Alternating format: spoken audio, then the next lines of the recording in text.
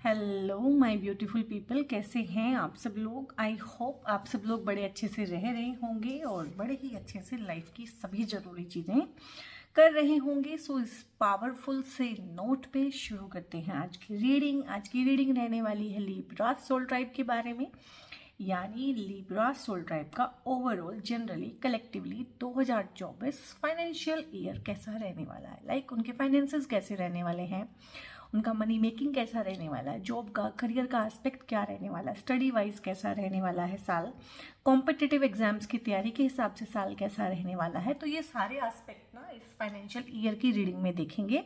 और क्योंकि ये एक जनरल और कलेक्टिव रीडिंग है, सो गाइज हो सकता है हर एक से ना एक एक चीज़ इसकी रेजोनेट ना करती हो। और आप में से बहुत सारे लोग ना कमेंट्स में मुझसे पर्सनल क्वेश्चंस पूछते हैं कि मुझे जॉब नहीं मिल रही है, या मुझे ये प्रॉब्लम है, मुझे वो प्रॉब्लम है, ऐसा क्यों है, वैसा क्यों है। सो गाइज ये तो रीडिंग्स जनरल और कलेक्टिव है, ठीक है। इन रीडिंग में से मैं आपके पर्टिकुलर क्वेश्चन का जवाब कैसे दे सकती हूँ, मुझे बताइए। हालांकि मेरा मन करता है कि मैं कुछ ना कुछ जवाब वहाँ पे दूँ, बट जब तक मैं आपकी कोई पर्सनल आपसे बात नहीं करूँगी, पर्सनल आपकी प्रॉब्लम सुनूंगी नहीं, ठीक है, तो मैं आपकी प्रॉब्लम को समझूंगी कैसे और क्या जवाब दे सकती हूँ। कुछ तो सवाल ऐसे होते हैं, कुछ कमेंट्स ऐसे होते हैं कि उनमें कुछ भी जवाब देना मेरा बनता नहीं है। आपकी क्या पर्टिकुलर प्रॉब्लम है, जॉब क्यों नहीं मिल रही है, क्या है, कैसा रहता है, जॉब छूटती क्यों है, जॉब में प्रॉब्लम क्या है, आपकी क्वालिफिकेशन क्या है, ठीक है। सो वो सब मुझे आपका देखना पड़ेगा। और ये सब ना यहाँ पे जो मैं यूट्यूब पर वीडियोस अपलोड करती हूँ, इनके थ्रू हर किसी की प्रॉब्लम का, पर्सनल जो प्रॉब्लम्स हैं उनका जवाब मैं नहीं दे पाऊँगी। इसके लिए आपको ना पर्सनल पेड रीडिंग्स ही लेनी पड़ेंगी। सो अगर आप चाहते हैं तो एक नंबर मैं देती हूँ हमेशा अपना, हर वीडियो के डिस्क्रिप्शन में होता है वो नंबर। सो वहाँ से वो नंबर देख के आप मुझसे पर्सनली अपनी प्रॉब्लम्स डिस्कस कर सकते हैं। बट वो वहाँ पे ना पेड सर्विसेज हैं। जितना भी फ्री का स्टफ है, जितना भी फ्री की रीडिंग्स हैं, वो सारे यूट्यूब पे आप सबके लिए इक्वली अवेलेबल हैं, ठीक है। कोई भी पर्सनल बात करनी है, पर्सनल कोई इश्यूज है, उसके रिगार्डिंग कोई भी कंसल्टेशन अगर आपको रिक्वायर्ड है, सो उसकी पेड सर्विसेज हैं गाइस, ठीक है। सो यहाँ पे आपके कार्ड्स देख लेते हैं। स्टार का कार्ड है सबसे पहले, गुड। और यहाँ पे दी डेविल का कार्ड है। क्या हो गया है डेविल जी, आप मुझे बताइए। डेविल जी आप क्या चाहते हैं। गाइस आप लोग तो अपने जोडिएक के रिगार्डिंग वीडियो देखेंगे, बट मैं आप लोगों से रिक्वेस्ट करती हूँ कि आप ना 2-3 मिनट का, जब तक मैं कार्ड्स निकालती हूँ, सारे जोडिएक की वीडियो देखिए एक बार, देखने के लिए। और मुझे बताइए डेविल जी मुझे क्या कहना चाहते हैं। लाइक अगर मैंने 12 वीडियो बनाई हैं, 12 रीडिंग्स की हैं, तो कम से कम ये 10 में रिपीट हुए हैं। और अब तो मुझे लग रहा है कुछ ना मोटिवेशनल मेरे को आपको स्टफ भी देना पड़ेगा, कुछ मोटिवेशनल वीडियोस भी बनानी पड़ेंगी, क्योंकि सभी के सभी टॉक्सिक जगहों पे रह रहे हैं और टॉक्सिसिटी में पड़े हुए हैं। और वहाँ पे टॉक्सिक लेवल का क्या हाइटन ड्रामा चल रहा है आप लोगों के अराउंड, सभी के अराउंड। यहाँ पे लिब्राज की बात हो रही है, सो उनके रिगार्डिंग। और बाकी सभी रीडिंग्स में ऑलमोस्ट 12 में से 9 या 10 में ये रिपीट हुआ है। सो मुझे बताइए डेविल जी आप मुझसे क्या चाहते हैं। What can I do for you, क्या करूं मैं आपके लिए, ताकि आप मेरे सोल ट्राइब का पीछा छोड़ दें। 5 ऑफ वॉन्ड्स का कार्ड है यहाँ पे, और यहाँ पे है 6 ऑफ कप्स का कार्ड है, गुड। और लवर्स का कार्ड भी आया है गाइस, बहुत अच्छा है। स्टार, लवर्स, 2 ऑफ पेंटिकल्स, अच्छे कार्ड्स भी बहुत सारे। किंग ऑफ कप्स है, गुड। और यहाँ पे डेथ का कार्ड है, ओके, ठीक है ठीक है ठीक है ठीक है, कोई बात नहीं है। कुछ कार्ड्स नेगेटिव हैं, कुछ पॉजिटिव हैं, कुछ बहुत ज़्यादा पॉजिटिव हैं। सो कुछ भी घबराने वाली बात नहीं है, ठीक है ना। सो जिसे कहते हैं जान है तो जहान है, तो सब कुछ पॉसिबल है, ठीक है। जब तक इंसान जिंदा है सब कुछ पॉसिबल है, everything is possible, nothing is impossible, ठीक है। सो यहाँ पे इसी चीज़ से शुरू करते हैं भाई। जो डराने वाले कार्ड हैं पहले उन्हीं को उठा लेते हैं, ठीक है। यहाँ पे 2 कार्ड आए हैं, डेविल और डेथ। एक दूसरे के भाई भाई हैं कहीं ना कहीं, और सभी टैरो वाले ना इन कार्ड्स को देख के डर जाते हैं और डरा देते हैं, बट नहीं, मैं आपको नहीं डराऊंगी और ना ही आप डरेंगे। क्यों? क्योंकि आप तो इन लोगों के साथ रहते आ रहे हैं, आपको कोई डर नहीं लगेगा। ये आपकी जॉब की सिचुएशन है, ठीक है, जहाँ पे आप जॉब कर रहे हैं करंटली। जब आप इस रीडिंग को देखेंगे, इसे आप कभी भी दे सकते हैं 2024 में, और इससे रेजोनेट करेंगे आप ना।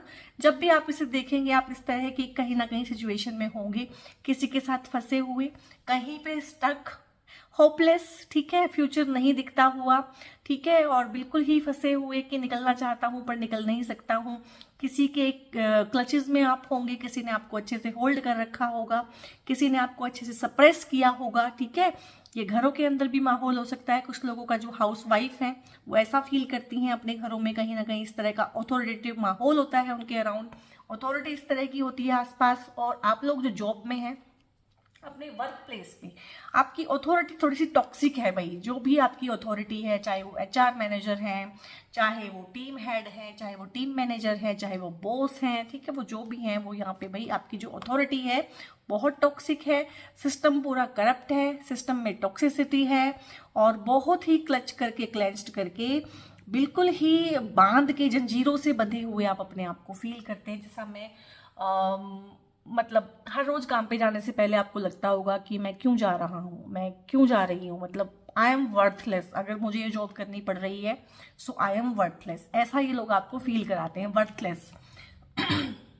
तो आपको कंस्टेंट वहाँ पे काम करते हुए वर्थलेस, अपनी वैल्यू जीरो होना फील होता होगा, और आप चाहते भी होंगे इस जॉब को छोड़ना, लेकिन छोड़ नहीं पाते होंगे, क्योंकि लाइफ में हमारी रिस्पॉन्सिबिलिटीज़ होती हैं जो हमें बांध के रखती हैं, हमारी कमिटमेंट्स होती हैं, ठीक है।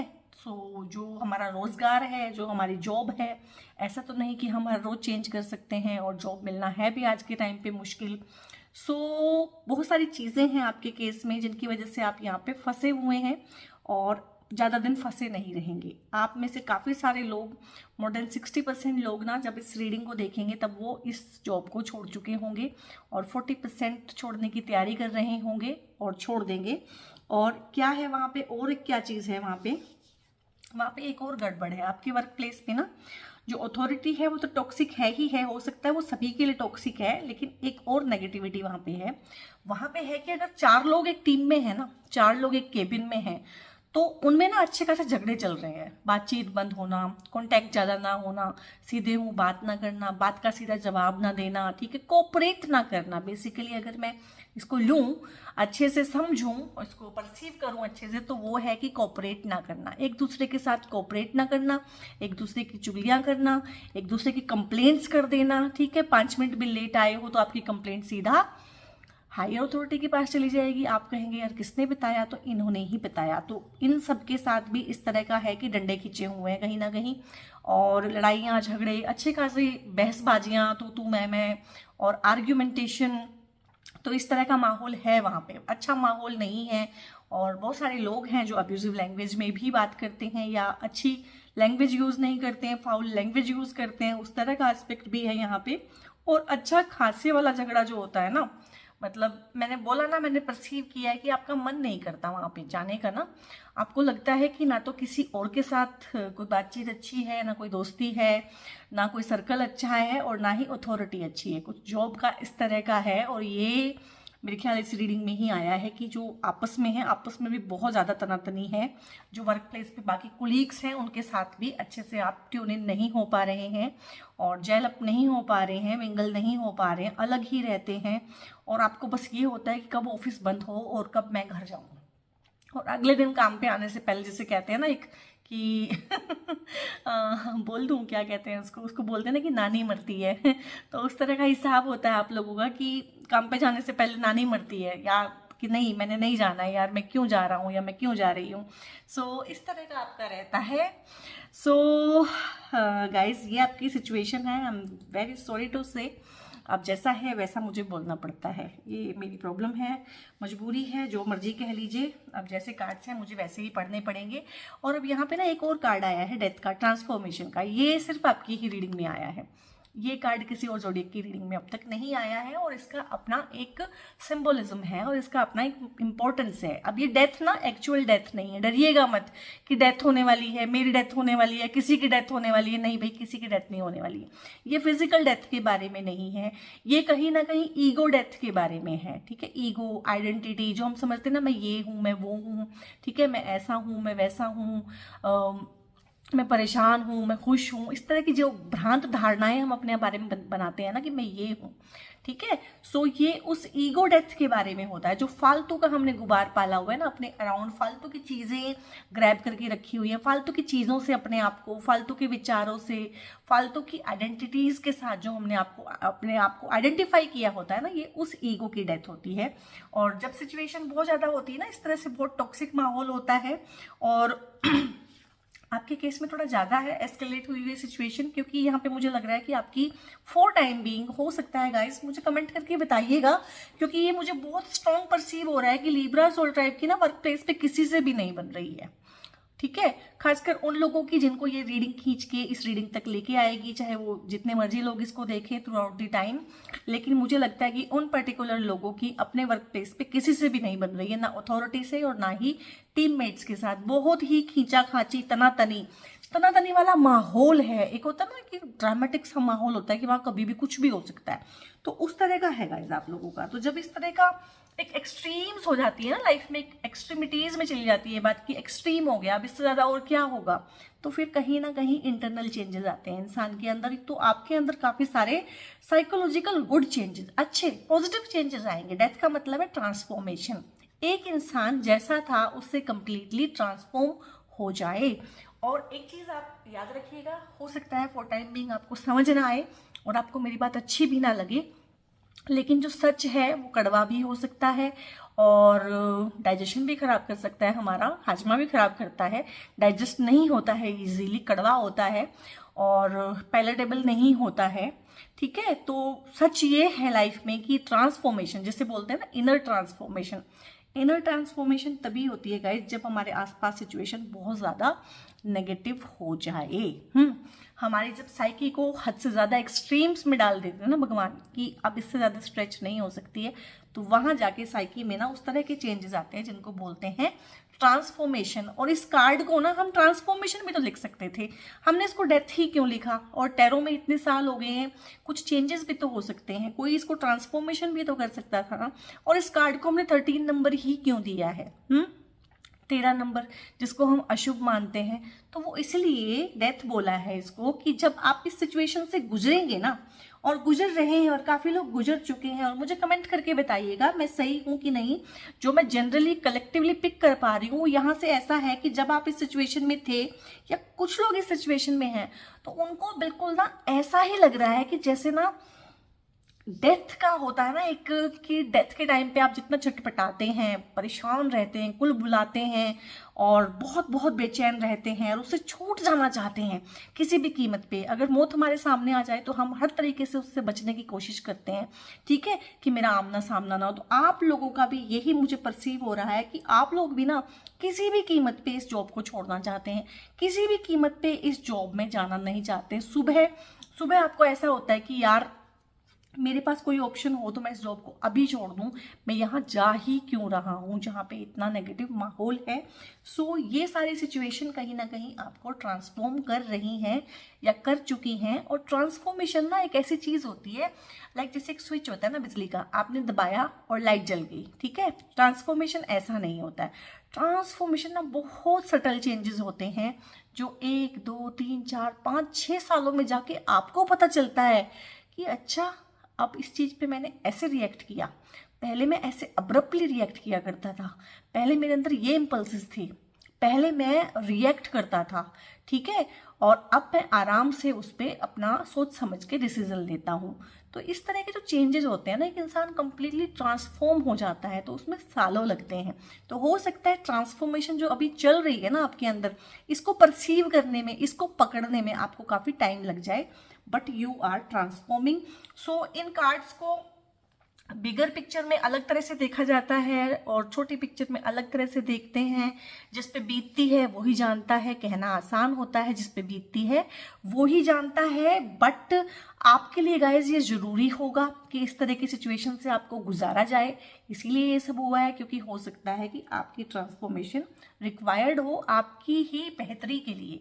चीज़ें बहुत बार हमारी ही बेहतरी के लिए होती हैं। लेकिन हम रजिस्ट करते हैं चेंज को और समझ नहीं पाते हैं और बिगर पिक्चर को देख नहीं पाते हैं, तो इसलिए हमें और ज़्यादा पेन होता है क्योंकि हम रजिस्ट भी कर रहे होते हैं, हम चेंज को स्वीकार नहीं करते हैं। तो आपके केस में अगर मैं आपकी रीडिंग कर रही हूँ और आप मेरा सजेशन चाहते हैं कि मैं दूँ, तो मैं यही कहूँगी कि बी मोर एक्सेप्टेबल। एक्सेप्ट कीजिए सिचुएशन जो भी है, नेगेटिव पॉजिटिव, उसको एक्सेप्ट कीजिए कि ठीक है, दिस इज इट, हाँ ये है, ये मेरी सिचुएशन है, ये मेरी जॉब है, ये मेरी परिस्थिति है, मुझे जॉब अभी करनी है तो क्यों करनी है, क्या है।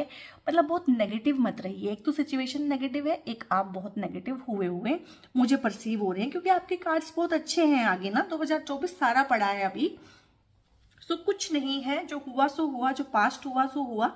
और यहाँ पे आप ना जिसे कहते हैं कि दुविधा में जो थे, 2 पेंटिकल्स का कार्ड है। पेंटिकल्स वैसे डिनोट करते हैं आपकी मनी को, फाइनेंसेस को, करियर को। तो कहीं ना कहीं 2 चीज़ों के बीच में जो आप उलझे हुए थे ना, जब आप इस रीडिंग को देखेंगे तो आप तय कर चुके होंगे उस टाइम तक कि मुझे क्या करना है।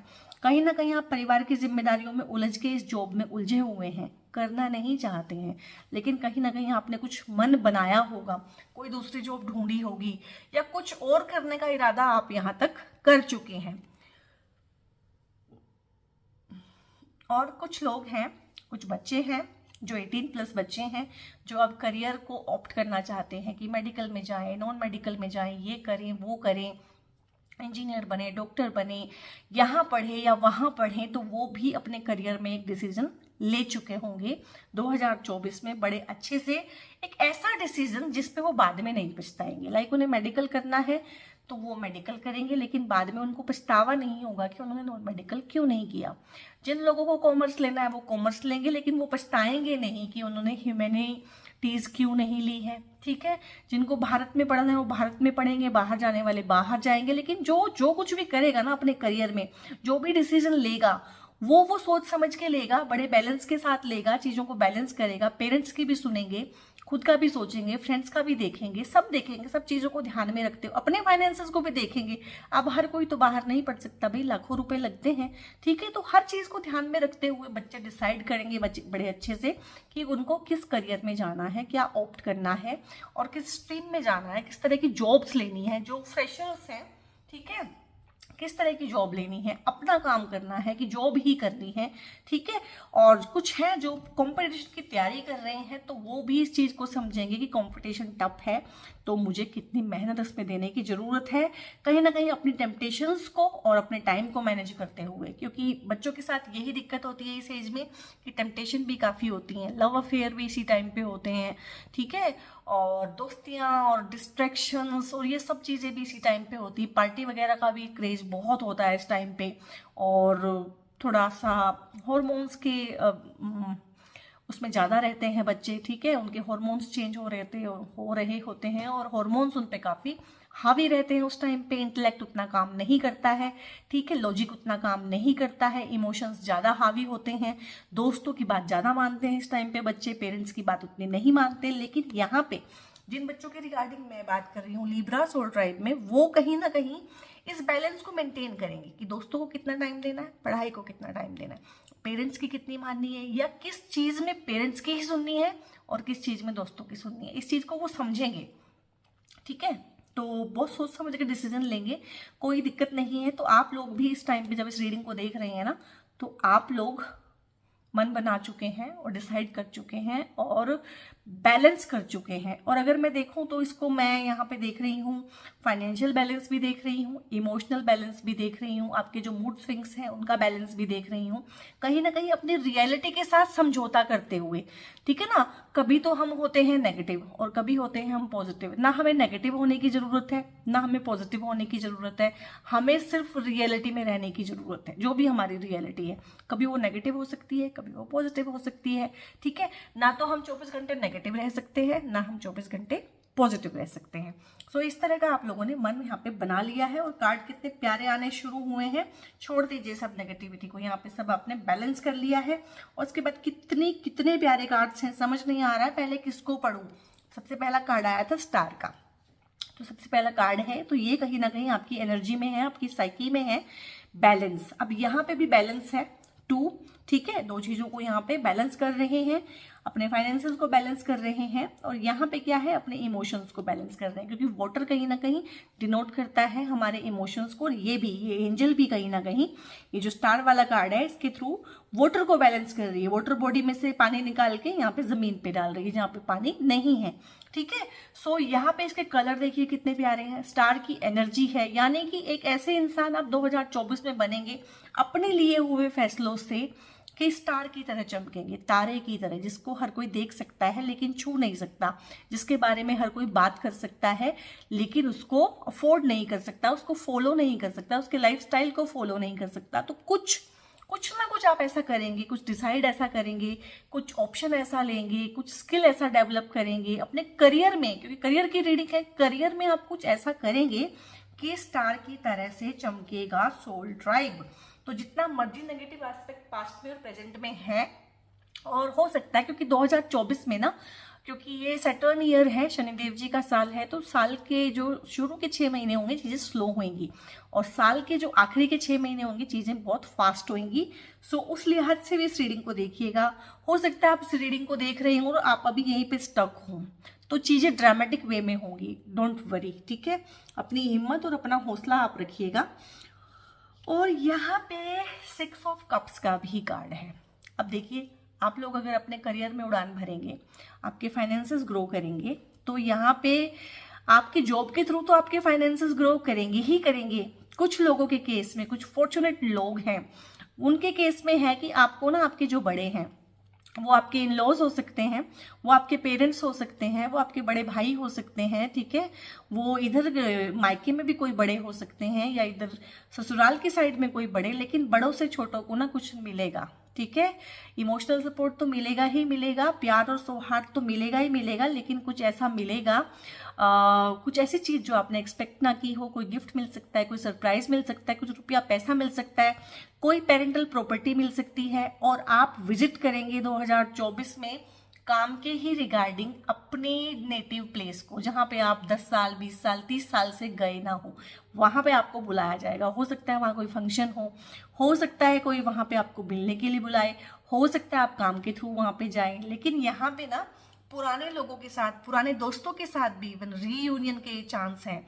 यानी कि आप जैसे कहते हैं ना, अपने पास्ट में जाके अपनी यादों को ताज़ा करते हैं। बहुत बार आप कहीं चले जाते हैं, हो सकता है आपके कॉलेज में कोई रीयूनियन हो और आपको बुलाया जाए, कोई एलुमनाई मीट हो कि आपको बुलाया जाए, लेकिन कुछ पुरानी यादों को ताज़ा करेंगे आप 2024 में, और बहुत अच्छा सा, बहुत प्यारा सा इमोशनल सेटिस्फेक्शन यहाँ पे मैं देख पा रही हूँ।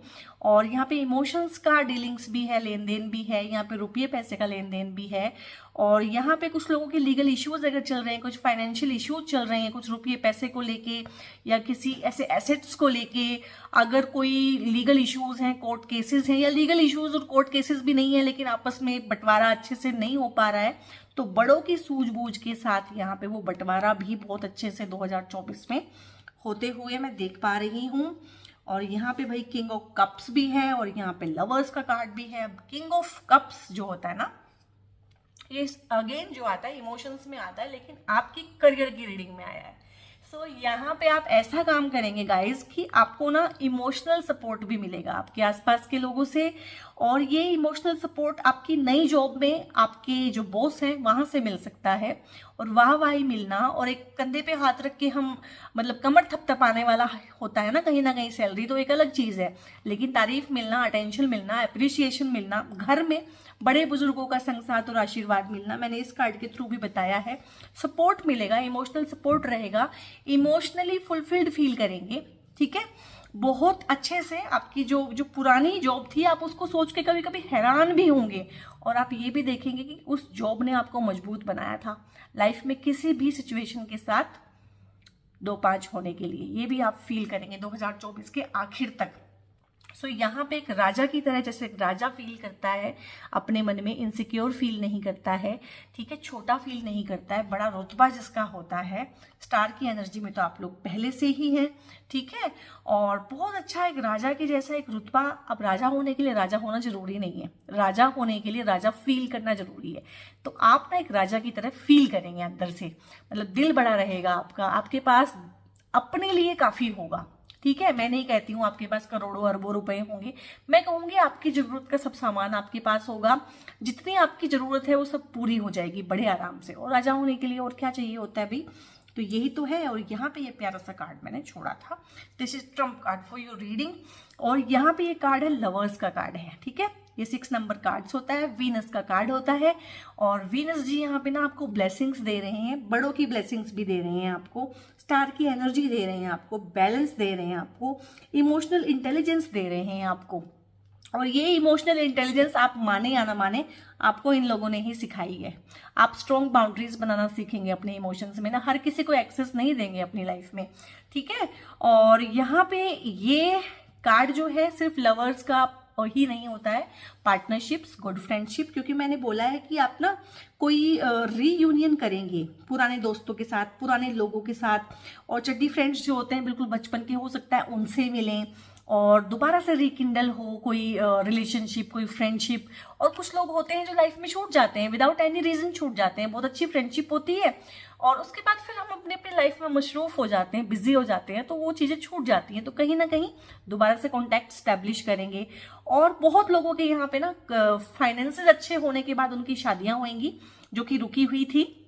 अरेंज मैरिज भी हो सकती हैं और लव मैरिज भी हो सकती हैं। और बहुत सारे लोगों की अरेंज मैरिज होने के बाद या लव मैरिज होने के बाद उनके फाइनेंसेस और ग्रो होंगे, ठीक है। 2 चीजें हैं यहाँ पे, या तो आपकी शादी होगी, उसके बाद पार्टनर की एनर्जी आपके घर में आ जाने से बरकत का एक माहौल बनेगा, ठीक है, और आपके फाइनेंसेस और ज्यादा इंप्रूव करेंगे, ठीक है, या फिर आपके फाइनेंसेस इंप्रूव्ड होंगे और फिर आपकी शादी होगी। दोनों ही तरफ से चांदी है भाई, ठीक है। लव मैरिज का, अरेंज मैरिज का, दोनों का एस्पेक्ट है। जो आपका केस है उस तरीके से आपकी शादी हो जाएगी, लेकिन बड़े बुजुर्गों के आशीर्वाद के साथ होगी ये शादी, चाहे ये लव मैरिज है, चाहे ये अरेंज मैरिज है, चाहे ये लव कम अरेंज मैरिज है। कुछ लोग अपनी फ्रेंडशिप को ही अपनी सोलमेट जर्नी में कन्वर्ट करेंगे, किसी सोलमेट का संग साथ मिल जाना, ठीक है। कुछ लोग हैं जो इस तरह की प्यारी सी पार्टनरशिप बिजनेस में करेंगे और बिजनेस को ग्रो करेंगे, ठीक है। कुछ लोगों को पुराने दोस्तों का साथ मिलेगा और वो कहेंगे चलो भाई कोई स्टार्टअप शुरू कर लेते हैं। तो इस तरह से बहुत सारे इस कार्ड्स के मीनिंग है यहाँ पे। और जो भी आपकी सिचुएशन हो, जो भी आपको रेजोनेट करता हो, वो आप देख लीजिएगा और कुछ गाइडेंसेस लेंगे अभी हम। गाइडेंसेस हमारे लिए बहुत ज़रूरी हैं क्योंकि काफ़ी सारा यहाँ पे ना नेगेटिव एस्पेक्ट आया है। और अगर मुझे 4 कार्ड में तसल्ली नहीं होगी तो मैं और कार्ड भी लूँगी गाइडेंसेस के लिए। अभी फ़िलहाल 4 ले रहे हैं, अगर 4 से मुझे लगेगा कि इनफ हो गया है तो ठीक है, अदरवाइज हम और कार्ड्स लेंगे गाइडेंसेस के लिए खासकर। तो यहाँ पे इनोसेंस का कार्ड है और मैंने आपको समझाया था इसके बारे में ना। साइलेंस का कार्ड है, हाँ। और यहाँ पे पोस्टपोनमेंट है, क्लिंगिंग टू दी पास्ट है। इनफ है, इसके बाद मैं कार्ड्स नहीं लूंगी। यहाँ पे इनफ हमें गाइडेंस मिल गई है। इसमें क्या चीजें हैं, सबसे पहले इसको समझाती हूँ मैं। साइलेंस का कार्ड है, तो हो सकता है कि जो कुछ भी चल रहा है ना आप किसी से डिस्कस ना कर रहे हो, ये हो सकता है। जब आप इस रीडिंग को देखें तो इतना नेगेटिव माहौल हो आपकी जॉब में, इतने वाला नेगेटिव माहौल हो और आप किसी से डिस्कस भी ना कर रहे हो। बहुत बार हम आउट ऑफ शेम डिस्कस नहीं करते हैं और बहुत बार हम इसलिए डिस्कस नहीं करते हैं कि जब मुझे कंटिन्यू ही करनी है जॉब तो मैं डिस्कस करके क्या करूं। बहुत बार हम इसलिए डिस्कस नहीं करते हैं अपने पार्टनर से कोई चीज़ या अपने पेरेंट्स से या जो भी हमारे पास हैं, हमारे बड़े या हमारे संग साथ देने वाले, कि वो मेरी क्या हेल्प करेंगे इस चीज़ में। लेकिन गाइस यहाँ पे चाहे साइलेंस का कार्ड आया, पर जो मैं परसीव कर रही हूँ वो यहाँ पे ये है कि आपको बहुत ज़्यादा साइलेंस में रहने की, बहुत ज़्यादा चुप रहने की ज़रूरत नहीं है। अपने मन को हल्का कीजिए, किसी अच्छे दोस्त के सामने, अपनी मदर के सामने, अपने फादर के सामने, जो भी आपके घर में है, जहाँ से आपको थोड़ी उम्मीद लगती है या उम्मीद नहीं भी लगती है। बहुत बार हमें लगता है, हम अपने मन में सोचते हैं कि ये मेरा क्या साथ देंगे, ये मुझे क्या समझेंगे, लेकिन वहीं से हमें अच्छी गाइडेंस मिलती है बहुत बार। सो साइलेंस में नहीं जाना है और आप अपनी प्रॉब्लम को डिस्कस करें जो भी आपको वर्क प्लेस पे आ रही है। और हो सकता है, क्योंकि मैंने पहले ही बोला है कि शनि देव जी जो है ना थोड़ा स्लो काम होता है। 2024 ना थोड़ा स्लो ईयर रहेगा ओवरऑल, और शुरू के 6 महीने तो बहुत स्लो हो जाएंगे। तो हो सकता है कि आपको चीजें होने में ऑलरेडी थोड़ा सा पोस्टपोनमेंट हो रहा हो, ठीक है। सो आपने ना इम्पेशेंट नहीं होना है उस टाइम पे जब ये पोस्टपोनमेंट चल रहा हो, चीजें रुक सी गई हो, जीवन थम सा गया हो, बिल्कुल ऐसा लगता हो कि टाइम जम गया है, टाइम बह नहीं रहा है। सो उस टाइम पे थोड़ा सा हौसला रखना है, ठीक है, कि नहीं सब चीजें हो रही हैं, आगे मूवमेंट में है। और मैंने ये भी बहुत समझाए हैं दोनों कार्ड कि ये जो भी था इनके साथ ना, इनको आप याद करेंगे बाद में कि ठीक है उन्होंने बुरा किया, इसमें कोई दो राय नहीं है, उन्होंने बुरा किया, उनको उसका मिल भी जाएगा कर्मा, लेकिन इन लोगों ने कहीं ना कहीं आपको ना टेस्ट किया। एक हम टेस्ट करते हैं ना, किसी को टेस्ट करके ऐसा पक्का कर देते हैं कि ठीक है अब ये कुछ भी झेल जाएगा। सो कहीं ना कहीं आप भी इस चीज को समझेंगे लाइफ में कि हाँ बहुत ज़्यादा तैयार, बहुत ज़्यादा मजबूत किया था मुझे इन सिचुएशंस ने। और आप अपने ऑथेंटिक सेल्फ में रहिएगा, ठीक है, आपको कुछ और बनने की, कुछ और दिखने की, कुछ दिखावा करने की कोई ज़रूरत नहीं है। जितना हो सके ऑर्डिनरी रहिए, सिंपल रहिए, ठीक है, सोशल मीडिया पे कोई शो ऑफ करने की ज़रूरत नहीं है। अपनी इनोसेंस में रहिए, अपनी हैप्पी गो लक्की चिरपिंग मोड में रहिए और ऑथेंटिक सेल्फ में रहिए। कोई दिखावा करने की आपको जरूरत नहीं है। क्लिंगिंग टू दी पास्ट नहीं करना आपने। अभी मैंने समझाया ना, जो पास्ट था ठीक है, वो बिगर पिक्चर में हमें चीजें समझ में आती हैं। एज ए ह्यूमन बीइंग हम बिगर पिक्चर नहीं देख पाते हैं, हम सिर्फ छोटी पिक्चर ही देख पाते हैं। छोटी पिक्चर में हमें लगता है कि हमारे साथ जो भी हो रहा है सब कुछ गलत हो रहा है और हमारे साथ हमेशा ही गलत होता है, हमें ये भी लगता है, ठीक है। सो चीजें आपको ना बिगर पिक्चर में जाके समझ में आती है कि जो गलत चीजें भी थी। अब प्लीज प्लीज बुरा मत मानिएगा, बिगर पिक्चर में जाके हमें ये पता चलता है कि जो गलत से गलत मेरे साथ हुआ है ना वो भी रिक्वायर्ड था। आई एम सॉरी टू से this but this is truth, ठीक है। बिगर पिक्चर का ट्रूथ यही है कि जो बुरे से बुरा हमारे साथ किसी ने कभी किया है, जो बुरे से बुरा हमारे साथ कभी ना कभी हुआ है, वो भी रिक्वायर्ड था, वो भी गेम का हिस्सा था भाई, वो भी पार्ट ऑफ प्ले था। क्या कर सकते हैं। सो कोई बात नहीं है। रीडिंग जो है आखिर में आते आते बहुत ही अच्छी सी चीज़ें हमें सिखा के गई है, बहुत प्यारी गाइडेंसेस आई हैं। रीडिंग कैसी लगी है मुझे कमेंट करके बताइएगा। लाइफ में आप कहाँ स्टक हैं, क्या फील करते हैं, क्या है, कमेंट करके बताइएगा गाइज। कमेंट करना भी बहुत जरूरी है, अपने दिल को थोड़ा सा खोलिए, ठीक है। यू नेवर नो सोल्यूशन कहाँ से आपको मिल जाएगा, यू नेवर नो मोटिवेशन आपको कहाँ से मिल जाएगा।